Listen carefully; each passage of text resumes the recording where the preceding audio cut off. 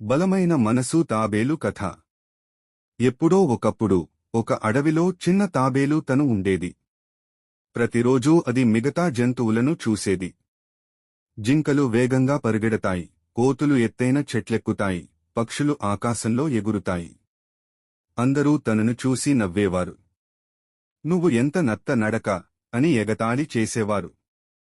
కాని తనకి ఒక ప్రత్యేకత ఉంది, బలమైన మనసు.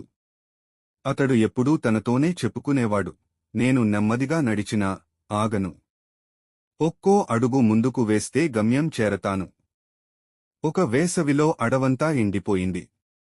దాహార్తితో జంతువులందరూ దూరంగా ఉన్న నదికి వెళ్లాలని నిర్ణయించారు. మొదట్లో అందరూ పరుగెత్తారు.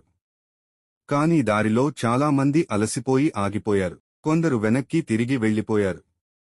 కాని తను మాత్రం ఆగలేదు. ఒక అడుగు, మరో అడుగు. రోజులు గడిచినా అతడి మనసు బలంగా నిలిచింది. చివరికి తను నది దగ్గరకు చేరి తాగిన నీటితో ఆనందపడ్డాడు. నీరు తాగలేక తిరిగి వెళ్లిపోయిన జంతువులు తన బలమైన మనసును చూసి ఆశ్చర్యపోయారు.